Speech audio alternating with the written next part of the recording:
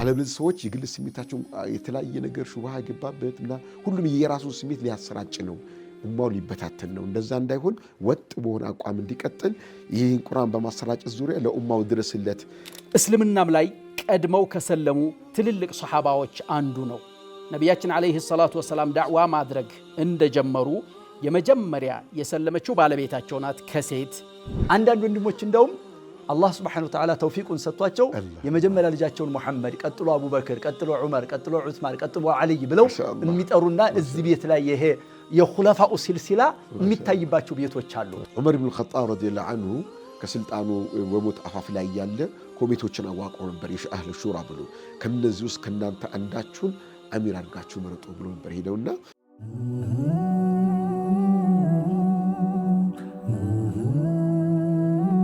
بسم الله الرحمن الرحيم الحمد لله رب العالمين والصلاة والسلام على أشرف الأنبياء والمرسلين وعلى آله وصحبه أجمعين أما بعد السلام عليكم ورحمة الله وبركاته يتكبراتنا يتودداتشو هي برنامجين سير أعلام النبلاء يتسنيو برنامجين تكتاتايوش زاري دغمو ታላቁ ኸሊፋ ሶስተኛው ኸሊፋ ዑስማን ኢብኑ አፋንን በክፍል 4 ይዘንላችሁ መተናል። በክፍል 4 እንግዲህ የምንመለከተው ዑስማን ኢብኑ አፋንን ነው። ዑስማን ኢብኑ አፋን ማን ናቸው? ዑስማን ኢብኑ አፋን የት ተወለዱ? መቼ ተወለዱ? እንዴትስ አደጉ? የሚለውን ሸኻችን ሼኽ ኑሩላህ ሐሚዲን ያደርሱልናል ኢንሻአላህ። አልሐምዱሊላሂ ረቢል ዓለሚን ወሰለላሁ ወሰለም ዐላ ሰይይዲና ሙሐመድ ወዐላ አሊሂ ወሰሕቢሂ አጅመዒን። ዑስማን ኢብኑ አፋን ረዲየላሁ ዐንሁ ወአርዳህ። ዑስማን ኢብኑ አፋን ሶስተኛው ኸሊፋ ከበኒ ኡመያ የተወለዱ የሆኑ ከትልቅ ቤተሰብና በሀብት የሚታወቁ ከሆኑ ቤተሰብ የተወለዱ ናቸው። ዑስማን ኢብኑ አፋን ስማቸው ዑስማን ሲሆን የአፋን ልጅ ናቸው። አፋን ኢብኒ አቢል ዓስ ኢብኒ ኡመያ ኢብኒ ዓብዲ ሸምስ ይባላል። ኢብኒ ዓብዲ መናፍ ነቢዩ ጋር የሚገናኙት አብደል መናፍ ላይ ነው ዘራቸው ማለት ነው። ዘራቸው ከነቢዩ ጋር የሚገናኘው አብዱ መናፍ ላይ ነው። አራተኛ ወይም አራተኛ አያት ላይ ማለት ነው ከነቢዩ ጋር አለይሂ ሰላቱ ወሰላም። ምድባቸው የዘር ሐረጋቸው ከቁረይሽ ውስጥ የሚጠራው በኒ ኡመያ ከሚባለው ነው። ወየልተቂ ነሰብሁ ቢነቢይ ሰለላሁ ዐለይሂ ወሰለም ፊል ጀድ አልኻሚስ በአምስተኛ አያታቸው ላይ ይገናኛል ማለት ነው። ይህ ሰው በጣም ትልቅ ሰው የተወለዱበት አመት ደግሞ ከዓመል ፊል በኋላ ነብዩ ከተወለዱበት አመት ከዓመል ፊል በኋላ በስድስተኛው አመት ላይ ነው የሚወለደው። ምክንያቱም የታሪክ አቆጣጠር በነሱ በዚያን ሰዓት ክስተቶችን ነበር መሰረት እያደረገ የሚቆጥሩት የነበረውና ዓመል ፊል የእድሜ የአጋጣሚዎችና የአመት አቆጣጠር መነሻ አድርገው ነበር የሚጠቀሙትና ዓመል ፊል ባለፈ በስድስተኛው አመት ላይ ነው የተወለዱት ማለት ነው። ይህ ሰው ታዲያ በጣም ደረጃ ባለው በትልቅ ቦታ ላይ ያደጉ ሰው ናቸው። ወካነ ሚን አልቂለቲ አልቀሊለቲ ሚን ቁረይሽን ይላሉ። በጣም ጥቂት ከሆኑ ከቁረይሽ ውስጥ በፍጹም ለጣዖት ሰግደው ከማያውቁ ሰዎች አንዱ ነበር ዑስማን ኢብኑ አፋን። ዑስማን ኢብኑ አፋን እስልምናም ላይ ቀድመው ከሰለሙ ትልልቅ ሱሐባዎች አንዱ ነው። ነቢያችን አለይሂ ሰላቱ ወሰላም ዳዕዋ ማድረግ እንደጀመሩ የመጀመሪያ የሰለመችው ባለቤታቸው ናት ከሴት። ከትልልቅ ሰዎች ከጎልማሳዎች ደግሞ የመጀመሪያ የሰለመው አቡበክር ነው ረዲየላሁ ዐንሁ። ከዚያ ከህፃናት አልይ ብኑ አቢ ጣሊብ ናቸው። ከመዋሊዎች ደግሞ ዘይድ ብኑ ሐሪታ ናቸው።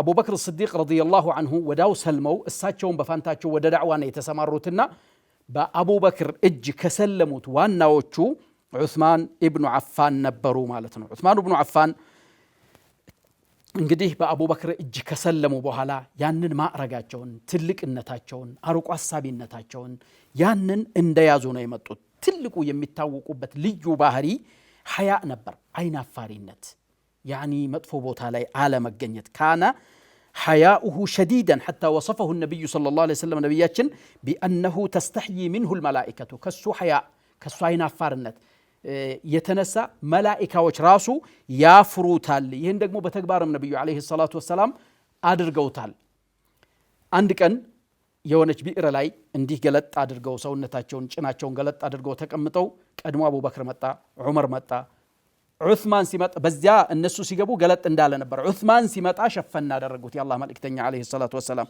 ምን ነው እስካሁን ገልጠው የነበሩትን ተብለው ሲጠየቁ መላኢካ ሐያ የምታደርገውን እንዴት እኔ ሐያ አላደርገውም እስከ ማለት ሁሉ ተናግረዋል ማለት ነው።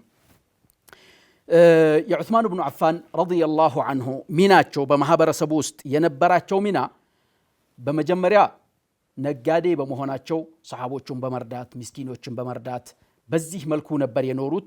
በኋላ ደግሞ ጀይሸል ዑስራ የሚባለውን የተቡክን ዘመቻ ሙሉ በሙሉ አብዛኛውን የዚያን ሙዕና የቻሉት የዚያን ወጪ የሸፈኑት እሳቸው ናቸው ማለት ነው። ዑስማን ብኑ አፋን ዙኑረይን በመባል ይታወቃሉ። የሁለት ብርሃን ባለቤት በመባል ይታወቃሉ። ሁለት ብርሃን ባለቤት የተባሉት መጀመሪያ ባለቤታቸው ሩቀየቱ ቢንቱ ረሱልላህ ሰለላሁ ዐለይሂ ወሰለም ሩቀያ ነበረች ባለቤታቸው። ሩቀያ ጋር ለእምነታቸው ሲሉ መካ ላይ መኖር ሲያቅታቸው ወደዚች ወደ ተከበረችው ሀገራችን ወደ ሐበሻ ስደት አድርገው ነበር፣ የነብዩ ልጅ ይዘው ማለት ነው ረዲየላሁ ዐንሁ ወአርዳ። ከዚያም እሷን ይዘው ወደ መካ ተመለሱ። እንደገናም ደግሞ ወደ መዲናም ደግሞ ሁለተኛን ስደትም ያደረጉ ታላቅ ሰው ናቸው። ሩቀያ ስትሞትባቸው ነብዩ አለይሂ ሰላቱ ወሰላም ጅብሪል መጥቶ ይህችኛዋን ልጅህን ዳረው ብሎኛል ብለው እንደገና ደግሞ ኡሙ ኩልሱምን የዳሩለት። ከዚህም የተነሳ ዙኑረይን በመባል ይታወቃል ማለት ነው። ሩቀያ ስትሞትበት ኡሙ ኩልሱምን ያገባ ታላቅ ሰው ነው። ሉቂበ ቢዙኑረይን በዚህ ምክንያት ዙኑረይን በመባል ይታወቃል ማለት ነው። ዑስማን ብኑ አፋን ረዲየላሁ ዐንሁ ወአርዳህ ካነ ሚነ ሳቢቂን አልአወሊን ኢለል ኢስላም መጀመሪያ ከቀድመው ከሰለሙቱ ታላቅ ሰው ነው። ዑስማን ብኑ አፋን ኸሊፋም ሆኖ ደግሞ እንደዚሁ በረጅም ዓመታት ያስተዳደረና በጥሩ የመራ ሰው ነበር። ጃሚዕ አልቁርአን በመባልም ይታወቃል። ቁርአንን ያሰባሰበው እሱ ነው። ዑስማን ብኑ አፋን እንግዲህ የተቀራ ሐያቱ እኛ የመጠቆም ያክል ነው ብለናችኋል። የተቀራ ሐያቱን ደግሞ ሼኻችን ሼኽ ሙሐመድ ናቸው። ሼኽ ሙሐመድ ፈረጅ እስኪ ከዑስማን ጋር ደግሞ እንጃዛታቸውን ውጤታቸውን ያሳዩን እስኪ። ዑስማን ብን አፋን ረዲየላሁ ዐንሁ ጃሚዕ አልቁርአን በመባል ይታወቃል። ዑስማን የቁርአን ጀምዕ የተደረገው የቁርአን በነቢያችን ዘመን ሰለላሁ ዐለይሂ ወሰለም ተጽፎ አልቋል። እንደመጻፍ በጽሁፍ እንደመስፈር በሕፍዝና በጽሁፍ በተለያየ ጽሁፍ ነበር። በአቡበክር ስዲቅ ዘመን ደግሞ ግን በየግድግዳው በየእንትኑ የተበታተነ ነበር። ጽሁፍ ላይ ሰፍሯል። ሁሉም በየቤቱ በየመጽሐፈው ነገር ተጽፎ ነበር። ዑመር ብን ኸጣብ አቡበክር ስዲቅ በዘመን ተሰብስቦ ያ ሁሉ ተሰብስቦ አንድ ጥራዝ ላይ ሰፈረ። ከዛን አንድ ጥራዝ ላይ ሰፍሮ እሱ ጋር ነበር ይቆየ ነበረው። አቡበክር ስዲቅ ካለፉ በኋላ ዑመር ጋር ተሸጋገረ። ከዑመር ደግሞ ሲያልፍ ለዑስማን ብን አፋን ጋር መጣ። ሐፍሳ ጋር ተቀመጠ። ከዛን በወቅቱ የእስላም ዘመቻው እስላም በጣም ዓለም ላይ በጣም እየሰፋ መጣ። በጣም እየሰፋ ሲመጣ አንድ ሐሳብ ቀረበ ለዑስማን ብን አፋን። ሐሳቡን ያቀረበላቸው ሁዘይፈት ብን አልየማኒ ነው ረዲየላሁ ዐንሁ። ምን አላቸው? ዑስማን ሆይ አድሪክ ሃዚሂል ኡማ ቀብለ አን የኽተሊፉ ፊል ኪታብ። በቁርአን የተነሳ ሰዎች እየተለያዩ ነው። በቁርአን አቀራር ላይ ሊሆን ይችላል፣ አተገባበር ላይ ሊሆን ይችላል፣ ሰዎች በፋህሙ ላይ ሊሆን ይችላል፣ ሊበታተኑ ጫፍ ላይ ደርሰዋልና ይህን ለነቢ ኡመት ድረስለት የሚል ሐሳብ ቀረ። ምን ይሁን? አንድ ወጥ የሆነው አንዱ ይሄን ያለው ኑስኻ እሱ እንዲሰራጭ ለሁሉም እንዲሰራጭ ይደረግ። አለበለዚያ ሰዎች የግል ስሜታቸው የተለያየ ነገር ሹብሃ የገባበት እና ሁሉም የራሱን ስሜት ሊያሰራጭ ነው፣ ኡማው ሊበታተን ነው። እንደዛ እንዳይሆን ወጥ በሆነ አቋም እንዲቀጥል ይህን ቁርአን በማሰራጨት ዙሪያ ለኡማው ድረስለት ተባለ። ምን አሉ ሁዘይፋ ሲገልጹለት اختلاف اليهود والنصارى ይሁዳዎችና ነሳራዎች እንደተከላለፉት በመጻፋቸው ላይ እኛም ያ ዕጣ ሊገጥመን ይችላልና ሳይገጥመን ካሁኑ ልድርስለት ይገባል አሏቸው። መርሐባ ለዑስማን ብን አፋን ረዲየላሁ ዐንሁ ከሐፍሳ ጋር የነበረውን አንዱን ኦሪጂናሉን ኮፒ ኑስኻ ተቀበለው እንዲሰራጭ አደረ። ኮሚቴ አዋቀሩ። በአቡበክር ስዲቅ ዘመን የነበረውን ኮሚቴ መልሶ አጠናክረው አዋቅረው እንዲጻፍ አደረጉ። ተጽፎ ኮፒ እንዲዘጋጅ ማለት ከዛ ኑስኻ እየታየ ከዛ ወደ 4 ሀገር ወደ ትላልቅ ሀገሮች አንዳንድ ኑስኻ እንዲሰራጭ በማድረጋቸው ይህ ትልቅ እንጃዛታቸው ትልቅ የሰሩበት ስራ ነው። ሌላው ዑስማን ብን አፋን ረዲየላሁ ዐንሁ በጣም ታዋቂ የሆኑት በኢንፋቅ ነው። ኢንፋቃቸው ወደር የለው። የሳቸው የዛን የነበራቸው ሰጭነት ለጋሽነታቸው በዘመናቸው ሊቆም ይቅርና እኛም ዘመን ጋር ደርሰዋል። ወቅፋቸው አሁን መዲና ከተማ ላይ ወቅፍ ዑስማን ቢን አፋን የሚባሉ ብዙ ህንፃዎች አሉ፣ ብዙ ሆቴሎች አሉ። ሆቴል ሲባል ማደሪያዎች ለማለት ነው፣ ሐላል የሆኑ ሆቴሎች አሉ። እና ያ ሁሉ የዑስማን ቢን አፋን የወቅፍ የመስጠት አላህ የተቀበለው ተግባር ነው። በጣም እንደው እጅግ ደስ የሚለው ብዕር ሩማ የምትባል ጉድጓድ ውሃ ነበረችና ያቺን ውሃ ከይሁዳ ጋር ነገር የነበረች ነቢያችን ሰለላሁ ይሁዳው በጣም ዋጋ እየጨመረ አዛ እያደረገ አስቸግሮ ነበር ሙስሊሞችን። ነቢያችን ሰለላሁ ዐለይሂ ወሰለም ማን ነው የሚገዛትና ወቅፍ የሚያደርግልን? አላህ ሱብሓነሁ ወተዓላ በጀነት የጀነት ምንጭ አላህ የሚሰጠው አሉ ሲሉ ዑስማን ፋን ያደርጋለሁ ይላል። በውድ ዋጋ በማይታሰብ በውድ ዋጋ ገዝቶ ነፃ አደረጋት። የተለያዩ ቅሳዎች አሏት የሆነችበት ወደ ወቅፍ የተቀየረችበት ሂደት። እሳቸው ዞሮ እሳቸው ወቅፍ አድርገዋታል። ከዛ ሙስሊሙ በነፃ መጠቀም በመቻሉ እስካሁን ድረስ ያቺ አሳሯ አለ ቦታዋ ድረስ አሁን ድረስ አለች ይባላል። ከዛ ሀብቱ እየበዛ ሲሄድ እየጨመረ እየበዛ ሲሄድ የወቅፍ ተብሎ እስካሁን የባንክ አካውንት አለ። የባንክ አካውንቱ ስሙ ዑስማን ኢብኑ አፋን የሚል የአካውንት ስም አለ። እስካሁን ድረስ ዓለምን እስላምን እየኸደመ ነው። ዓለምን እስላምን እየኸደመ ትልቁ የዑስማን ኢብኑ አፋን የሰደቃ ምንጫቸው ነው፣ ወይም ደግሞ ተጽዕኖ ያሳደሩበት ነገር ነው። ሌላው ዑስማን ብን አፋን በዘመኑ ስልጣን በያዘ ነቢዩ ስ ሰለም ወደ አኼራ ከሄዱ በኋላ በተለይ ያቺ ማደር ዑስማኑ ማ ፈዓለ ባዕደ ልየውም ትልቅ እንጃዛት በተለይ ለሱም ለሌሎችም ሰዎች አርአያ መሆን የሚችልበት ነው። የተቡክን ዘመቻ ጀይሸል ዑስራ የተባለው በሱ ውጭ ነው የተካሄደውና በጣም እጅግ በጣም ነው የተደሰቱት ነብዩ ሰለላሁ ዐለይሂ ወሰለም። በጣም ከመደሰታቸው የተነሳ በቃ ዑስማን አለፈ አለቀ خلاص ዑስማን ጀነት ገባ እኮ ድሮም ተብሎለታል። ጀነት ገባ ተብሎለታል። አሁን ማደር በቃ ምንም ማደር ዑስማን ካሁን ባለ ምንም ነገር ቢያደርግ አይጎዳውም። በቃ خلاص ዑስማን አልፏል አለ። ግን ሰሃቦች ይገርማቸው ያም ተብለው ምንም እንዳላደረጉ ነበር ራሳቸው የሚቆጥሩት የነበረው በዒባዳቸው በሚሰሩት ኸይር ስራ ማለት ነው። ስልጣን በያዘበት ዘመን ዑመር ብን ኸጣብ ረዲየላሁ ዐንሁ ከስልጣኑ በሞት አፋፍ ላይ ያለ ኮሚቴዎችን አዋቅሮ ነበር። የአህለ ሹራ ብሎ ከነዚህ ውስጥ ከናንተ አንዳችሁን አሚር አድርጋችሁ መረጡ ብሎ ነበር ሄደውና በዛው መሰረት አሚር ሆኖ ተመረጠ። አሚር ሆኖ ተመርጦ እስላም ያው ስልጣኑን አሚርነቱን ተረከበ። አሚር አልሙእሚኒን ከሆነ በኋላ ብዙ አገሮችን ከፍቷል። በሱ ዘመን ተከፍተዋሉ።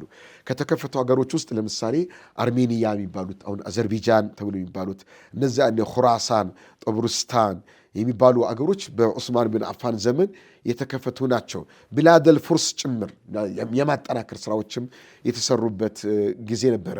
ይህም ብቻ ወደ አፍሪካ ሀገርም ጭምር መጥተዋል። አፍሪካ ሽማል አፍሪካ በተለይ ሰሜናዊ አፍሪካ በዑስማን ብን አፋን ዘመን ምስር አጠናክሯል። ምስር ላይ የነበረውን ነገር፣ ሞሮኮ ላይ የነበረውን ነገር ያጠናክረውን። ሌላው በጣም ለየት የሚለው ደግሞ የባህር ኃይል አዘጋጅተዋል ዑስማን ብን አፋን።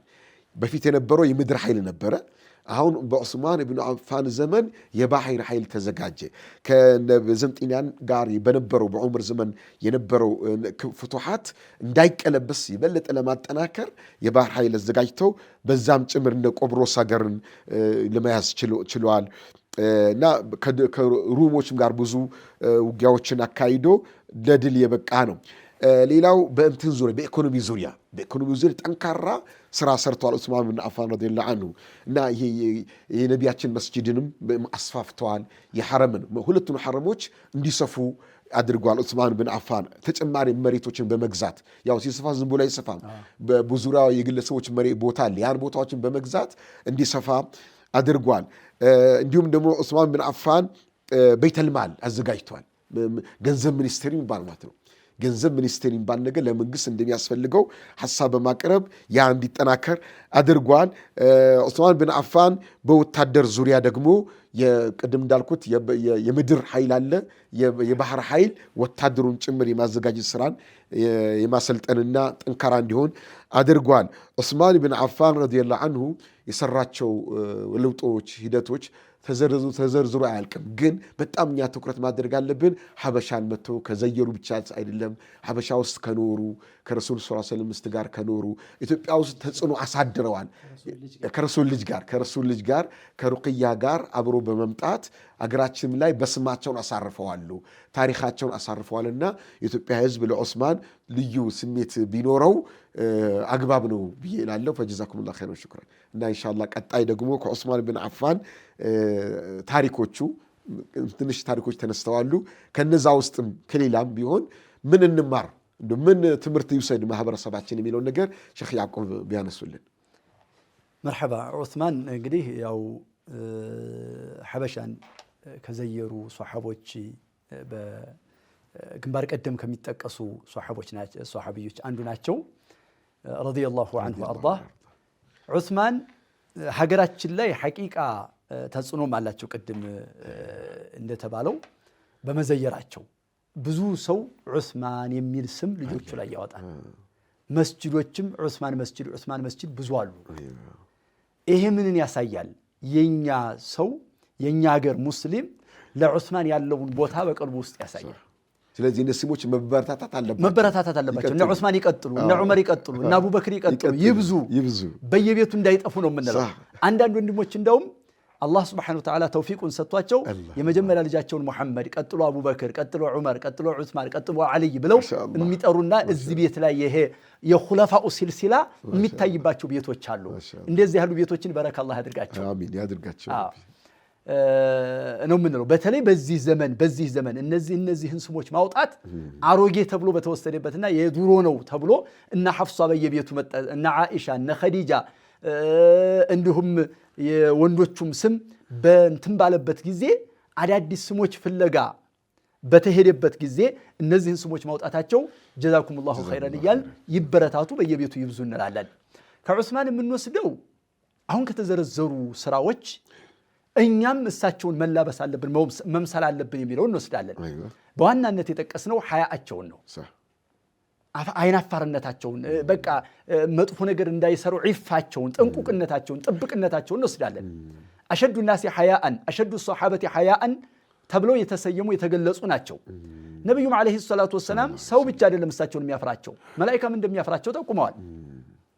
የአላህ መልእክተኛ አንዲት ጉድጓድ ላይ ቁጭ ብለው ታፋቸውን ገለጥ አድርገው ነበርና ሰው እንትናቸውን አቡበክር መጡ፣ ሐጃቸውን ጠይቀው ወጡ። በዛው ሐለት ላይ ያሉ የአላህ መልእክተኛ ዑመርም መጡ፣ እንደዛው በዛው ሁኔታ ላይ ሆነው ዑስማን መጡ። ዑስማን ሲመጡ ቀና ብለው ተስተካከሉ፣ ልብሳቸውን ምናምን አስተካከሉ። ዓኢሻ ረዲየላሁ ዐንሃ ጠየቁ፣ ያ ረሱላላህ አቡበክር ሲገቡ እንደዛ፣ ዑመር ሲገቡ እንደዛ፣ ዑስማን ሲገቡ እንደዚህ ሆንኩ፣ ይሄ ለውጥ ለምንድን ነው የመጣው ሲሏቸው አላ አስተሕይ ሚመን ተስተሕይ ሚንሁል መላኢካ፣ መላኢኮች ከሚያፍሩት ሰውን ያላፍርም አሉ። በሌላ በአንዳንድ ሪዋያ እሱ እኮ ሐያኡ ይከለክለዋል፣ በዚች ሁኔታ ላይ ሁኜ ቢያየኝ መግባትን ያፍርና ሓጃውን እንዳያደርስ ለኔ ይከለክለዋል፣ ይገድበዋል ብዬ ነው። ተስተሕይ ሚንሁል መላኢካ፣ መላኢካ ሐያ የሚያደርጉት ሷሐባ ናቸውና እኛም ከሳቸው ተምረን ሐያ ልናደርግ ይገባል። ሐያ ማለት ግን አመራር ላይ ስንሆን መሪነት ደረጃ ስንሆን የሆነ ነገር ያው አነሰም አደገም መሪነት አለን አይደል? ሁላችንም ኩሉኩም ራዒን ነው። ለአምስት ልጅም ሆነ ለሶስት ልጅም ሆነ ለሁለት ልጅም ሆነ እንዲሁም ወጣ ሲል የመስጂድ ኢማም ይሆንና የመስጂዱን ጀማዓ እንዲሁም ወጣ ሲል ደግሞ የመጅሊስ መሪ ይሆንና እዛ ላይ ደግሞ ሐዚም መሆን አለብን። የዑስማን ሐያአቸው ካነ ሐዚመን ፊ ኢቃመት ደውላ፣ ደውላቸውን በማቆም ዙሪያ ላይ ቆራጥ ነበሩ። ደግሞ ሐያአቸው ፍርክርክነት ምንነት ማለት አይደለም፣ አመራር ላይ ጠንካራ ናቸውና እኛ ሐያ ከሐዝም ጋር ከጥንካሬ ጋር ልንወስድ ይገባል። አንድ እንትናቸውን። ሁለተኛ ከተጠቀሱ ባህሪያቸው በድል ነው፣ ስጦታ ነው። አሁንም ድረስ ያለው ወቅፋቸው ነው። እኛም ሰጭ መሆን አለብን፣ እኛም ለጋስ መሆን አለብን። በተለይ ሰጭነታችን ዕለታዊ የሚያልቅ ነገር ሳይሆን ቋሚ የሆነ ወቅፍ ነገር ሀገራችን ያጣነው እሱን ነው። አሁን አንዳንድ ጊዜ እንትንልና እንደው መርቀን ስንል ለቀቅ እናደርገዋለን። ያ ነገር የንቀጥያ ይቋረጣል። የማይቋረጥ ነገር ሐታ እንደው ብንወስድ እኮ አንድ ሰው ሁለት ልጆች በሀገራችን አካባቢ ሁለት ልጆች ወደ ውጭ ሀገር ወደ አረብ ሀገር ምናምን ይልካሉ። እነዛ ሁለት ልጆች ሁለቱም ለቤተሰቦቻቸው ገንዘብ ይልካሉ።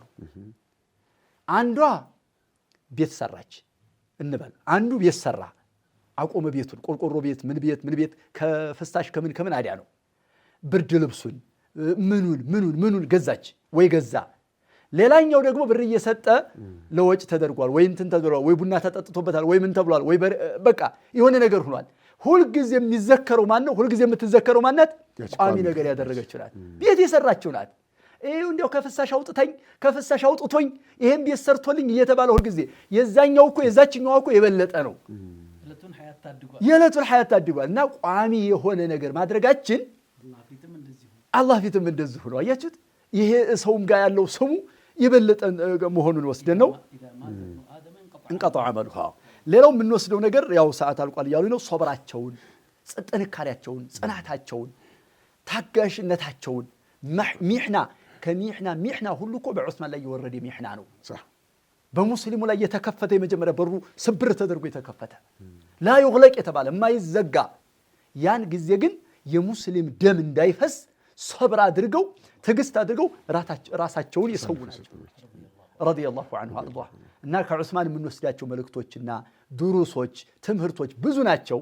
ግን መግቢያችንም ላይ እንዳልነው በተደጋጋሚም እንዳልነው ለናሙና ያክል ለሳምብል ያክል እንጂ ለማጥገብ አይደለም፣ ለመቀስቀስ ነው። ሊሻህዲል ሂመም ነው፣ ሐሳቦችን ከውስጥ ለመቀስቀስ ነውና ጀዛኩሙላሁ ኸይረን።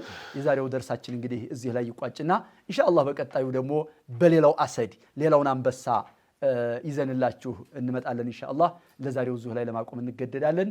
ወሰላሙ ዐለይኩም ወራህመቱላሂ ወበረካቱሁ።